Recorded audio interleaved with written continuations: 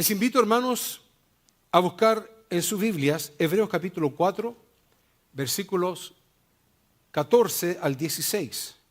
Muy bien, cuando lo tenga, usted puede ponerse de pie.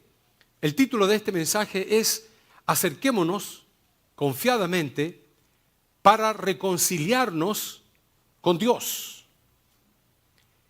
Y leeríamos Hebreos capítulo 4, versículos 14 al 16. Dice: por tanto, teniendo un gran sumo sacerdote que traspasó los cielos, Jesús el Hijo de Dios, retengamos nuestra profesión, porque no tenemos un sumo sacerdote que no pueda compadecerse de nuestras debilidades, sino uno que fue tentado en todo según nuestra semejanza, pero sin pecado. Acerquémonos, pues, confiadamente al trono de la gracia, para alcanzar misericordia y hallar gracia para el oportuno socorro. Oremos. Padre mío, ante tu santa y divina presencia una vez más, te pedimos, Señor, que nos bendigas a través de tu palabra que ha sido leída en el nombre de Jesús. Amén. ¿Pueden tomar sus asientos, hermanos? La lectura que tuvimos ahora en estos minutos fue la misma que tuvimos la semana pasada. No obstante, el tema continúa. El tema no se va solamente a detener en el hecho de que tenemos un sumo sacerdote, porque ese fue el contenido de la predicación de la semana pasada. Pero hoy día vamos a enfatizarnos en otra frase de este mismo pasaje que acabamos de leer. Y esa pequeña frase, la primera de ellas, pues hay más, dice: retengamos nuestra profesión. Quiero decirles, hermanos, que cuando Pablo, si es que Pablo fue el que escribió la epístola de los Hebreos, cuando él dice retengamos nuestra profesión, no se refiere a que retengamos nuestro trabajo. La palabra profesión no significa trabajo en la Biblia. La traducción la pusieron como profesión, pero cuando uno va al original griego, se encuentra con otra palabra. Y la palabra de profesión en el griego es la palabra homologia. Así que si estuviéramos leyendo en el mismo hebreo, en el original de la Biblia, leeríamos retengamos nuestra homologia. Ahora, ¿qué es homologia? Pero eso es lo interesante del idioma griego, incluso de otros idiomas también, en que las palabras se dividen en prefijos o posfijos o palabras compuestas. Esta palabra es una palabra compuesta de dos, de homo y de logia. La palabra homo significa algo igual, mismo. Y la palabra logia significa palabra. Así que cuando la palabra de Dios dice, cuando Pablo dice, retengamos nuestra profesión, está diciendo, retengamos nuestras mismas palabras. Cambia todo. Es exactamente como yo se los digo. Cambia el concepto de la lectura, cambia la idea que nos da al leer el pasaje retengamos nuestra profesión. Ahora, ¿qué significa cuando Pablo nos dice entonces retengamos nuestras mismas palabras? ¿Tan importantes son las palabras? ¿Tan importantes es retener las palabras nuestras? Lo que la palabra de Dios está diciendo entonces al decir la palabra homologia es retengamos nuestras mismas palabras, retengamos nuestro profesar. Retengamos lo que profesamos, lo que decimos, lo que hablamos, retengámoslos, no lo dejemos ir, no los hagamos desaparecer de nuestros labios, retengamos la forma en que nosotros profesamos, implicando retengamos nuestra confesión. Todo significa lo mismo. Pablo nos está diciendo, mantengamos firmes nuestra forma de profesar. Mantengámonos firmes en nuestra confesión. Interesantemente, la palabra de Dios nos llama a confesar. Confesaos, dice, vuestros pecados a Dios. Por eso que cuando hablamos de confesar, cuando hablamos de homologia, de mantener las mismas palabras, significa de que cuando hemos determinado aceptar a Cristo, no es una broma. Cuando hemos determinado proclamar de que somos hijos de Dios y de que Dios es nuestro Salvador a través de Jesús, no es una palabra que va a ser después revocada.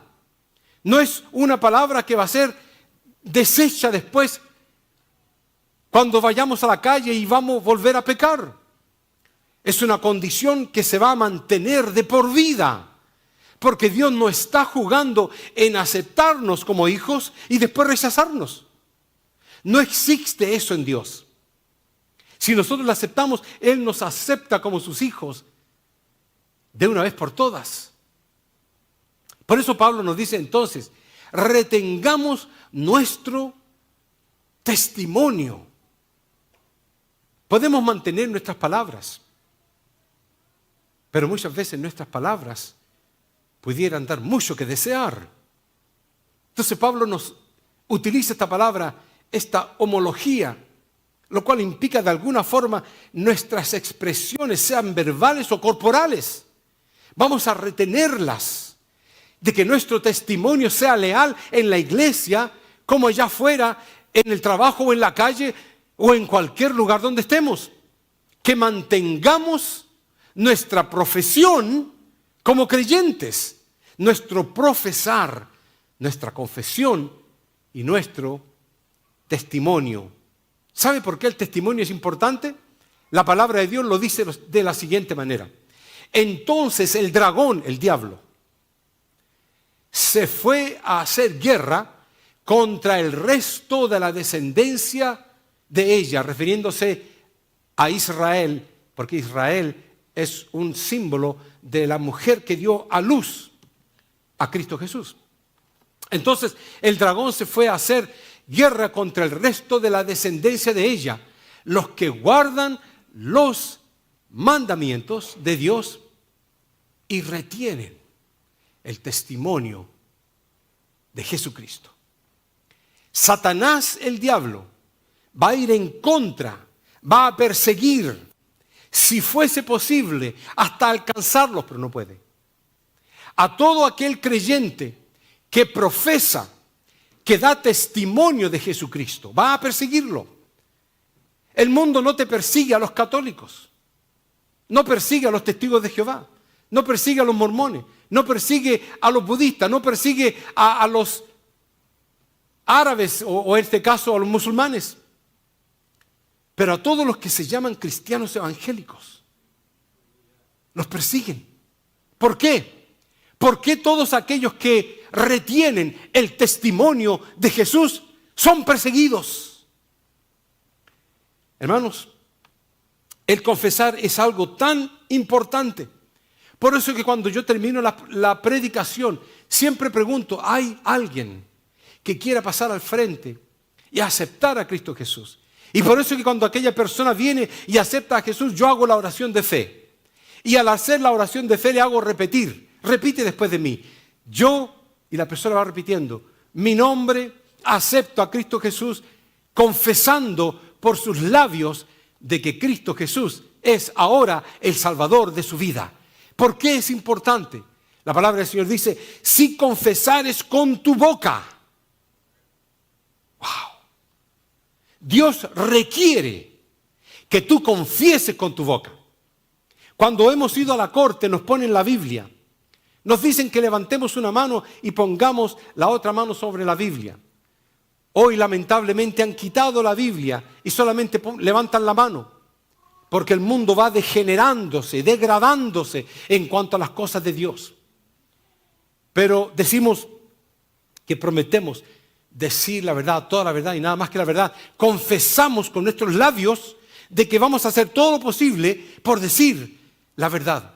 Y la palabra de Dios dice exactamente lo mismo. Si confesares con tu boca que Jesús es el Señor y creyeres en tu corazón que Dios le levantó de los muertos, serás salvo.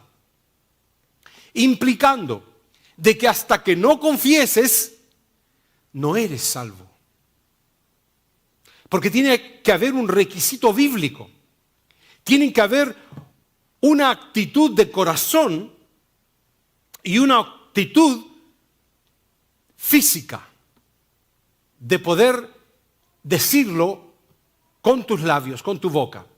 Si confesares con tu boca que Jesús es el Señor y creyeres en tu corazón que Dios le levantó de los muertos, serás salvo. Porque con el corazón se cree para justicia, pero con la boca se confiesa. Este es Dios poniendo como requisito los pasos para ser salvo a una persona. La palabra del Señor dice: cualquiera pues que me confiese delante de los hombres, yo también le confesaré delante de mi Padre que está en los cielos. Por eso que la palabra homologia, el mantener esa confesión digna, leal, pura, irrevocable, ese testimonio puro ante Dios, lo cual Satanás conoce y va a perseguir a aquellos que mantienen aquel testimonio leal de Jesucristo y va a dejar libres que corran todos los demás, porque todos los demás ya tienen un fin y ese fin es el infierno. Pero todos los que dan testimonio y testifican de Jesús tienen como promesa de Dios la vida eterna. Y por eso que Él sabe y hace todo lo posible. Por eso la Biblia dice: si fuese posible, aún a los escogidos, pero no puede ser posible. Porque el que viene a Cristo Jesús ya es guardado por Dios. Lamentablemente la palabra de Dios también dice lo contrario en cuanto a la confesión. Y cualquiera que me niegue delante de los hombres, yo también le negaré delante de mi Padre que está en los cielos. Esto es Cristo Jesús hablando. Uno dice: no, solamente venir a Cristo, aceptar a Cristo Jesús y ya. Está bien, es un regalo. Dios te regala la vida eterna. Pero Él requiere que tú confieses. Supongamos que la persona es muda y no puede confesar. No es muda, no puede hablar, pobrecito, no tiene cuerdas vocales, es mudo. Pero la palabra, por eso el Señor dice: si tú crees en tu corazón, ha creído ya, lo único que tiene que hacer es confesar. Pues para eso entonces puede llevar a cabo la confesión a través de señales, de signos, para poder comunicar de que está confirmando lo que cree en su corazón. ¿Por qué la gente se tiene que bautizar? ¿Por qué hemos dado en el día de hoy certificados a aquellos que se bautizaron?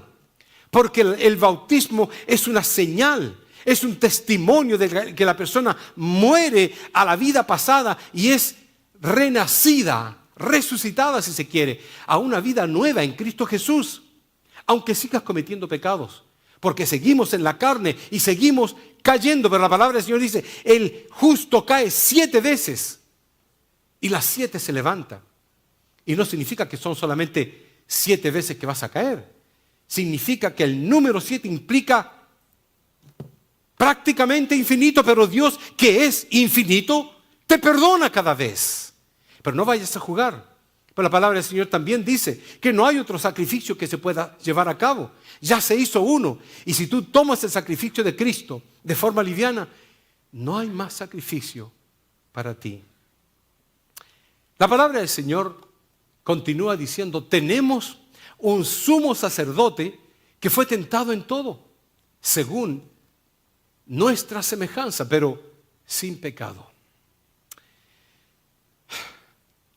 Lamentablemente, aún los sumos sacerdotes pecaban.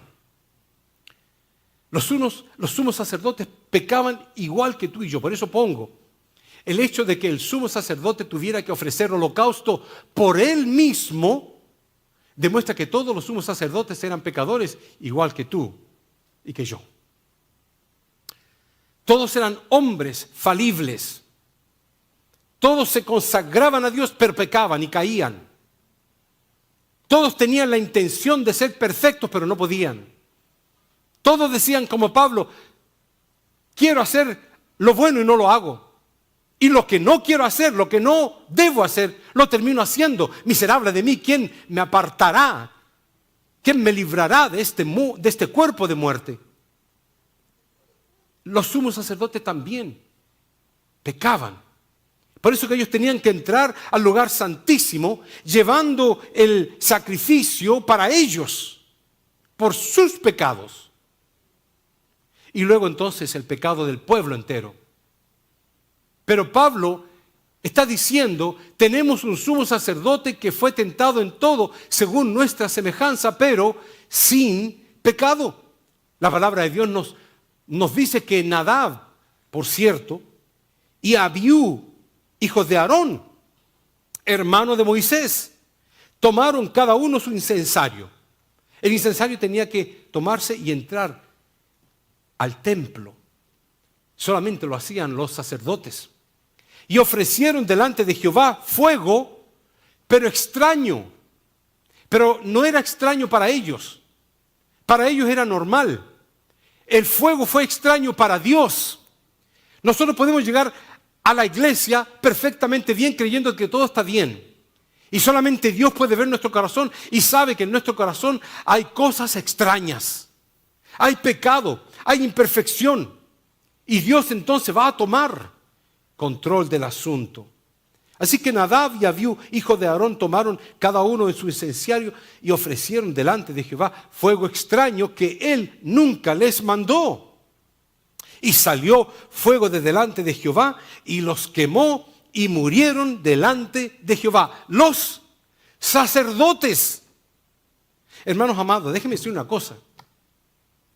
Hoy tuvimos una reunión con los hermanos del comité. Y yo les decía, hermanos, tenemos que tener firmeza en lo establecido por la palabra de Dios, a través de los estatutos de la iglesia. Debe haber una regla que se debe mantener.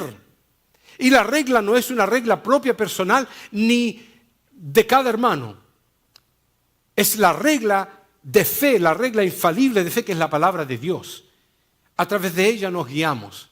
Si nosotros como iglesia somos livianos en cierta forma de pensar, somos livianos en nuestra forma de actuar, en la iglesia o afuera, somos tolerantes al pecado, el que va a tener que tomar control de todo esto, si no es el pastor, va a tener que ser Dios. Porque Dios es inflexible. Dios nunca va a tolerar, jamás. Él no tolera, punto. Él prefiere perdonar tu debilidad antes de ser tolerante con tu debilidad. ¿Comprendieron ese concepto? Dios prefiere decir, mira, te perdono. Eres limpio de tu pecado, no te voy a castigar. Antes de decir, no te preocupes, sigue con eso, total, eres carne, eres humano. No. Estos dos hombres entraron con un fuego extraño que Dios determinó que era extraño. No era puro. Y los mató ahí mismo. Pero también la palabra del Señor nos dice, en cuanto a otros dos más, dice 1 Samuel 2:24, hijos míos, dice aquel padre, no es buena fama la que yo oigo, pues hacéis pecar al pueblo de Jehová. Pero ellos, refiriéndose a los sacerdotes Ofni y Eli, porque Jehová había resuelto hacerlos morir, o sea, no oyeron la voz de Dios. Estos dos hombres, sacerdotes, no oyeron la voz de su padre ni la voz de Dios. Y aún así, llevaron a cabo el sacrificio que tenían que llevar a cabo en el lugar santo, en el templo. Dice la palabra de Dios que Jehová había resuelto hacerlos morir. Dios no cambia. Ese es uno de los atributos de Dios. La inmutabilidad, así se llama. Esa prerrogativa de Dios, la inmutabilidad, significa de que Dios no cambia desde el punto de vista moral. Dios puede cambiar su figura como quiera. En una oportunidad, Él se hizo humano. Vino en la forma de Jesucristo. En otra oportunidad, vino como en forma de 3 seres angelicales presentándose ante Abraham. Así es que la inmutabilidad de Dios no lo refrena a Dios para que Él no cambie su estructura física, porque Dios no tiene estructura física. A Dios no se le puede enfrascar en un predeterminado molde. Cuando la palabra de Dios habla de que Dios es inmutable, implica de que Dios es inmutable en cuanto a su aspecto moral. Él ama y siempre amará. Él es justo y siempre va a ser justo. Él es fuego consumidor y frente al pecado va a ser fuego consumidor. Él no va a bajar la llama. Él va a quemar. Y lo dice una y múltiples de veces en la Biblia. Y dice que cuando viene Cristo Jesús montado en aquel caballo blanco, dice de su boca salía una espada y sus ojos eran como ojos de fuego que quemaban. Y el fuego no solamente quema, pero el fuego purifica también. Por eso es que algunos cantamos, manda fuego, Señor, manda fuego. Espero que sepan lo que estén cantando. Porque si llega Dios a mandar el fuego que quema, como el que quemó a aquellos hombres, y no necesariamente el fuego que purifica sus corazones, van a haber problemas. Gracias al Señor. La palabra de Dios dice que Jesús, el cual no hizo pecado, ni se halló engaño en su boca, Él es apto para entrar al lugar santo de los santos, y Él no llevó una ofrenda de un animal. Él se presentó como ofrenda. Y no solamente llegó al lugar santo de los santos, al lugar santísimo, sino que dice el escritor de Hebreos que cruzó el lugar santísimo y atravesó los cielos para sentarse en el trono de Dios, porque es Dios. Ese es nuestro sumo sacerdote. No tenemos que tener dudas como la tuvimos con Ofni y Fines, o como aquellos 2 hombres que llevaron fuego extraño, de que hay pecado en Cristo. No hay. Nunca se le halló pecado en su boca. Y por eso la palabra de Dios y el tema principal del día de hoy es por esta razón. Tú y yo podemos acercarnos confiadamente al trono de la gracia. Confiadamente. Ahora, como yo no me puedo quedar tranquilo con las palabras bíblicas, siempre me da por encontrar el significado y la raíz de ellas. Cuando leemos la palabra confiadamente, hay sinónimos. Y estos sinónimos implican, vamos a entrar osadamente, vamos a entrar seguros al trono de la gracia, vamos a acercarnos a Dios cándidos. Vamos a acercarnos a Dios sin miedo. Pero espérate, hermanos. Si Dios mató a aquellos sacerdotes porque había pecado en ellos, ¿cómo es que nosotros vamos a entrar al trono de la gracia de Dios osados, seguros, cándidos y sin miedo? Esto es lo importante del pasaje. Esto es lo interesante que Pablo está intentando decirle a aquellos hombres de ese tiempo, hace 2000 años atrás, lo cual eran como tú y como yo, sentados seguramente de la misma forma, escuchando seguramente a un hombrecito así de chico que era Pablo, y que estaba hablándole la interpretación bíblica del libro de Hebreos, en este caso, para ellos. Entrar confiadamente al trono de la gracia de Dios no significa entrar arrogantemente. Eso es lo que noto de repente, por ahí, por algún otro lugar. De porque el hermano es pastor, se cree así de grande. O porque el hermano es músico, canta bien, toca bien o hace lo que sea, piensan de que son el centro de la atracción. Cuando el centro de la atracción es Cristo Jesús. Y nosotros a un lado y esperando su misericordia. Así debe ser. Toda la honra y gloria debe ser para Cristo Jesús. Todo momento y segundo de nuestras vidas. Nunca podemos entrar a la casa del Señor, como lamentablemente yo he escuchado a algunos hermanos orando. Señor, sánalo ahora mismo, pero ahora mismo, Señor. Te lo digo claramente, ahora sánalo. Están obligando a Dios. ¿Ellos tienen más autoridad que Dios acaso? En esos momentos yo decía, ay Señor, cuidado, que el rayo no caiga cerca.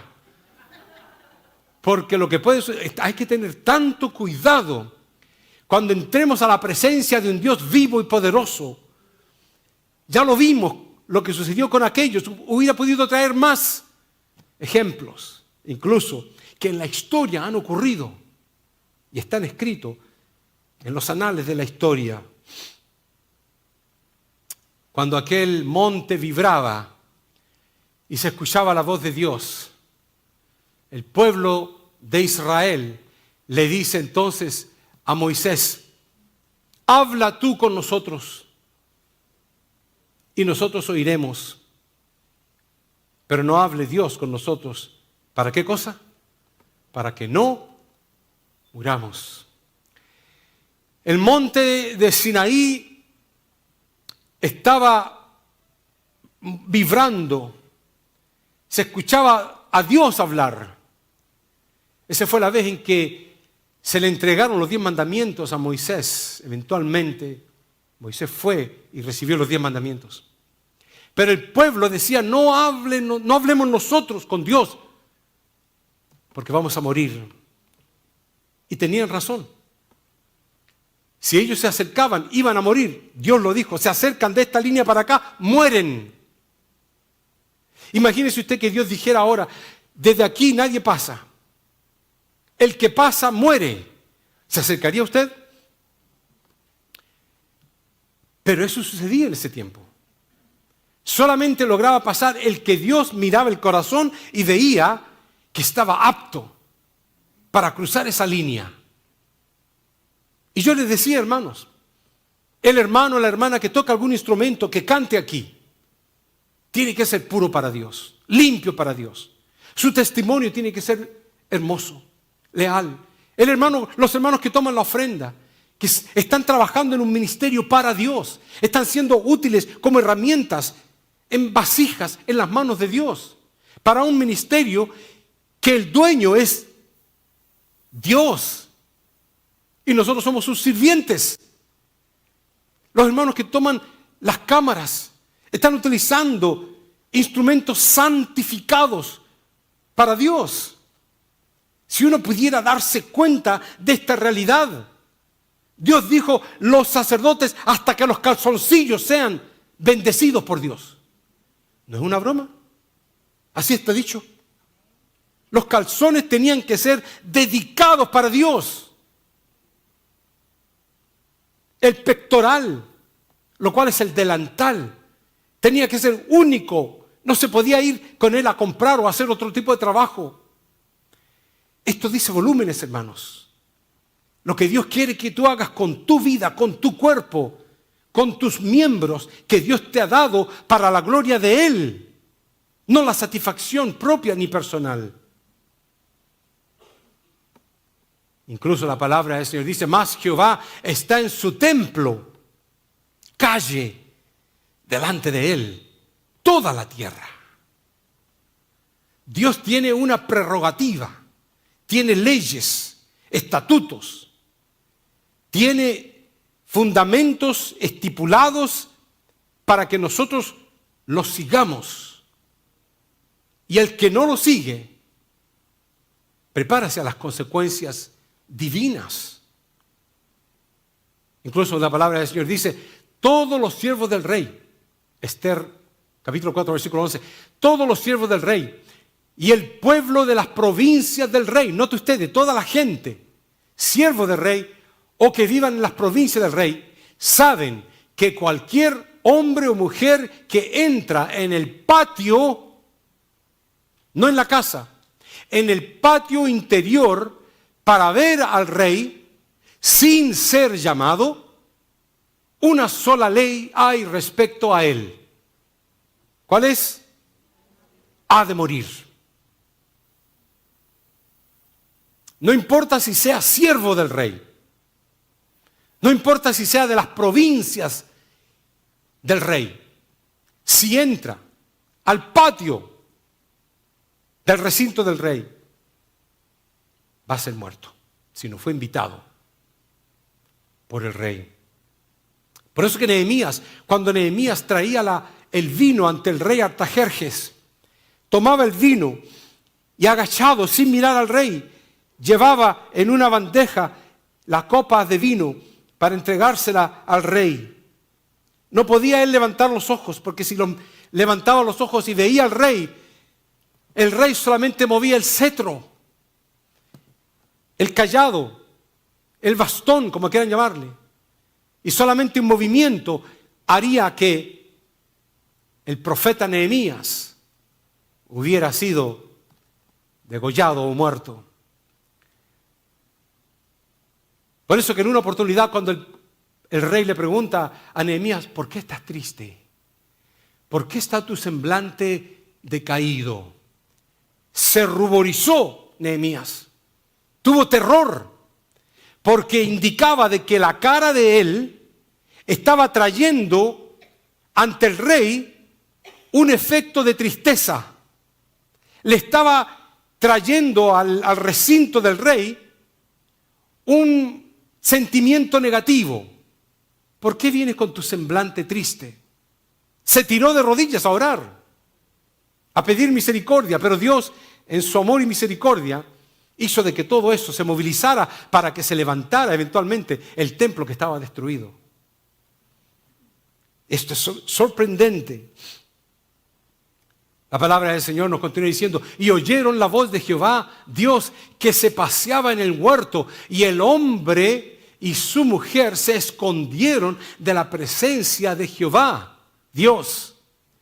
Y respondió Adán, oí tu voz en el huerto y tuve miedo. Noten ustedes, yo hago un círculo a la palabra, se escondieron. ¿Por qué se escondieron? Porque habían pecado. El pecado produjo miedo. Usted tiene miedo a arrancar. Por eso que en las noticias se ven cuando vienen las autoridades, los policías o ICE o quien quiera que sea, la gente tiene miedo y corre. No se queda tranquilito esperando. Hay temor por las circunstancias que se están viviendo en el día de hoy. Y si hay temor con algo tan terrenal como es esto, ¿cuánto más temor no nos debiera dar si pecamos y luego venimos a la iglesia? Es como decirle, Señor, mira, pequé, pero aquí estoy de todas formas. Tú decides lo que vas a hacer conmigo.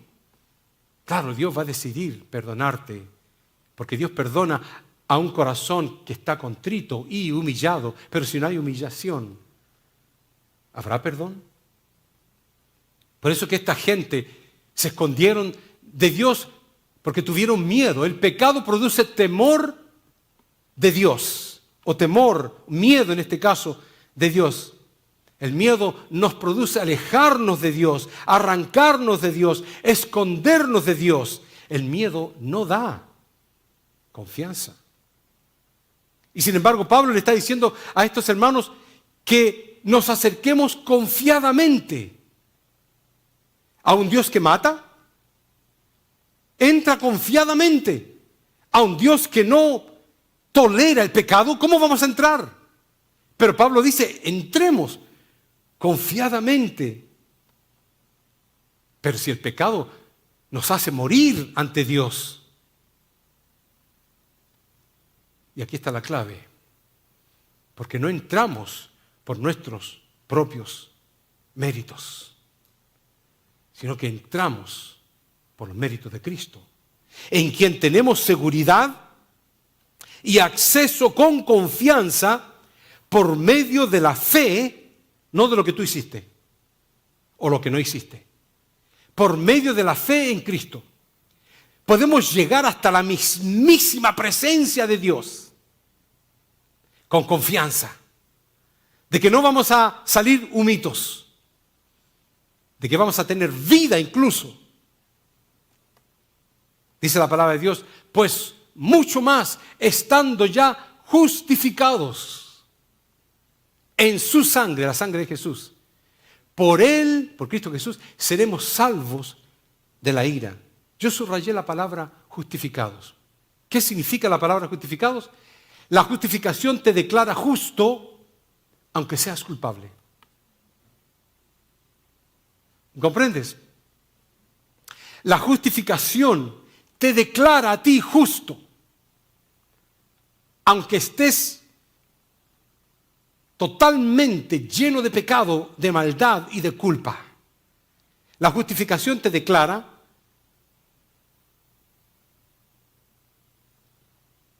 inocente. ¿Cómo sucede eso? La palabra del Señor dice, porque siendo enemigos, fuimos reconciliados con Dios por la muerte de su Hijo. Mucho más, estando reconciliados, seremos salvos de la ira, o sea, de la muerte, del fuego eterno. Y yo subrayé la palabra reconciliados. Porque siendo enemigos, fuimos reconciliados. ¿Qué significa ser reconciliados con Dios? Significa que la reconciliación restaura aquella relación que había sido rota con Dios. No solamente eres ahora justificado, aunque estés lleno de pecado, pero ahora eres reconciliado con Dios y hay una restauración entre tú y Dios. Por eso Pablo nos dice, acerquémonos pues confiadamente al trono de la gracia para alcanzar misericordia. ¿Y qué significa misericordia? Significa que la misericordia anula el castigo que tú merecías. Sin duda alguna tú merecías el infierno, porque no eres bueno, porque eres malo, porque piensas cosas malas, porque has hecho cosas malas que te daría vergüenza decirlas, porque has robado, has mentido, has adulterado y quizás cuántas otras cosas. Y la palabra del Señor dice, el que es culpable de un punto es culpable de todos, va al infierno. La misericordia anula ese castigo que tú merecías. Por eso la palabra del Señor continúa diciendo, con la cual nos hizo aceptos en el amado, en Dios, en quien tenemos redención por la sangre, el perdón de pecados según la riqueza de su gracia. ¿Qué significa la palabra redención entonces? Redención significa de que Dios tomó tu castigo y lo impuso sobre Jesús. Jesús fue a la cruz, no tú. Jesús fue al infierno, no tú. Ya se cumplió el castigo que tú tenías que recibir. Eso significa redención. Se le impuso el castigo de tu muerte a Jesús. Por eso entendemos bien lo que dice Pablo. Acerquémonos, pues confiadamente al trono de la gracia para alcanzar misericordia y hallar gracia para el oportuno socorro, entendiendo que la gracia te otorga la recompensa de vida eterna, aunque tú nunca te lo has merecido. No vamos a ir al cielo porque lo merecemos. Vamos a ir al cielo porque un día lo creímos en nuestro corazón y lo confesamos por nuestra boca. Si eso no se lleva a cabo, cuidado. Hasta el ladrón de la derecha lo creyó en su corazón y lo confesó con su boca y dijo, acuérdate de mí, Señor, cuando vengas en tu reino. Le llamó reino del trono de Dios. Cristo, me imagino que en su mente habrá dicho, cumpliste todos los requisitos. Mataste, violaste, adulteraste, robaste, mentiste, pero cumpliste el creer y el confesarlo. Hoy estarás conmigo en el paraíso. Aleluya. ¿Quién como ese ladrón? ¿Quién como él? Y muchos que vivimos por muchos años y tuvimos la oportunidad día tras día, nunca tomamos esa oportunidad para beneficio de nuestra alma. Que el Señor te bendiga y te dé discernimiento para entender estos misterios. Vamos a ponernos de pie.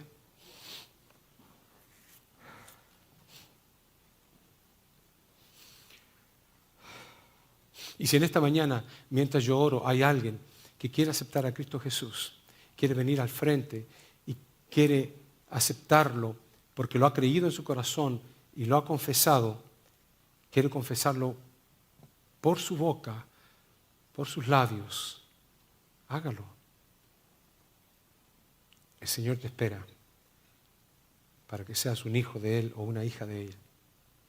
Padre mío, ante tu santa y divina presencia una vez más, venimos, Señor, confiando de que podemos entrar confiadamente al trono de tu gracia, no por nuestros méritos, por los méritos de nuestro Señor, Salvador Jesucristo, que murió en la cruz y pagó por mis pecados y el pecado del mundo entero, que fue al infierno cuando yo tenía que haber ido. Y Él se levantó, Señor, victorioso, Padre, para llevar a cabo esta reconciliación entre cada uno de nosotros y tú, Señor. Padre mío, deja que entendamos bien esto de todo corazón y vivirlo con una vida agradecida y de fidelidad cada momento, Padre amado. Tu bendición sea con esta iglesia, cada hermano aquí presente, para que así firmen sus pasos, Padre Celestial, en el nombre de Jesús. Y tú veas a cada uno de ellos redimidos por la sangre de Jesús. Hombres y mujeres como si fueran un ejército, cada uno de ellos tomando, Señor, el arma que es la espada de dos filos, yendo a buscar a los que están heridos para traerlos al hospital del alma, que es la iglesia, para indicarles dónde hay un buen pan para comer, dónde hay agua fresca. En tus manos estamos, en el nombre de Jesús. Amén. Que el Señor les bendiga, hermanos. Saludados en el amor de Cristo.